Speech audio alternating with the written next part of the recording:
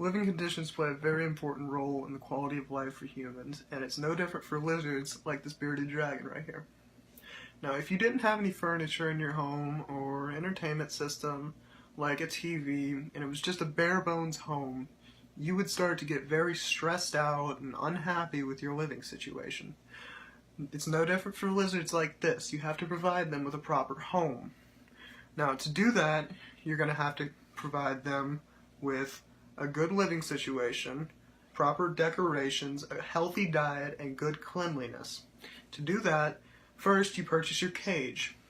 Now you're going to need a 20-gallon tank for a juvenile bearded dragon, and if you have a full-grown bearded dragon, like this girl right here, you're going to need a 75-gallon tank is ideal, as stated by Reptiles Magazine, both of the tank sizes.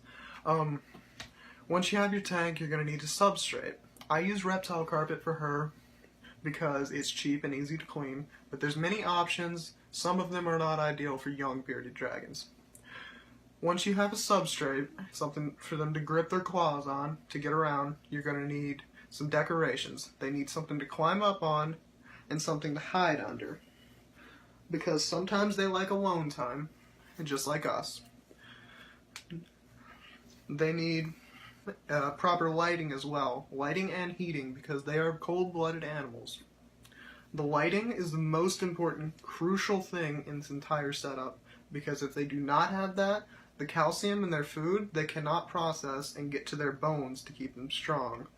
The weakening of their bones, because their bones start to weaken if they don't have this light, a condition known as metabolic bone disease.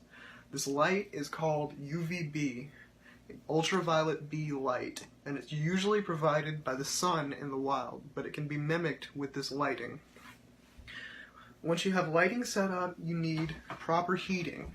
During the day, they need a heat gradient of 100 on one side of the cage in their basking area, and 85 in the other area for the cooler side of the cage, and these numbers are stated in PetSmart's care sheet. During the night, they need a degree of 70 degrees in the cage and no light at all to provide them with sleeping arrangements. Once you have a good home for them set up, you need to know what to properly feed them. Now, their diet's going to depend on their age, and you have to watch out with them because they're not picky eaters at all. Anything you put in front of them, they'll eat. And it's up to you to provide them with a proper diet that won't hurt them. Now, when they're young, they eat 70% bugs and 30% vegetables. If they're full grown, that's vice versa. For her, I provide her for protein, superworms, which are young beetles. And that has a good fat to protein ratio, a good healthy one.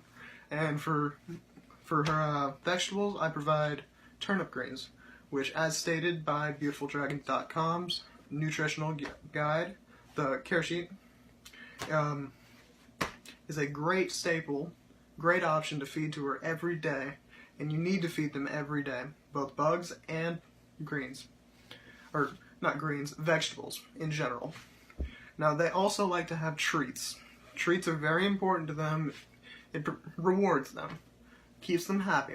Now, her favorite is hornworms, which are very high in water content and keeps her hydrated, but there's many more options as stated on BeautifulDragons.com's nutritional chart. Once you have actual food set up, you're going to have to provide them with a source of water in the cage. Now, some dragons like her, they don't like to drink from water sources, so you may have to drip some water over their nose to get them to start drinking it, and maybe even provide it to them with the dropper. That's what I have to do with her. Now, now that water and food is set up, the next thing you have to do is make sure that they are clean. It keeps both you and them healthy. You're going to have to make sure you know how to bathe them. You need to get a container to hold the water in. You're going to have to clean it very well and make sure there's nothing left in it. Wash all the soap that you use out of it. And put some warm, not too warm. They can get burned from too warm of water, but not cold because they are cold-blooded. Provide clean, good, warm water for them to bathe in, and you're going to need a toothbrush. The toothbrush is to gently clean any dirt or poop. That when they poop, they get messy sometimes, and gently clean that out. It's very simple, just a toothbrush and good clean water. Just clean them out and be gentle not to hurt them. Now, bearded dragons are very easy to take care of. They're very loving and caring, and they're going to need you for a good home, a good diet, and good cleanliness. And it's your job to provide that. That's how you keep them a very healthy, very happy dragon, just like you see here.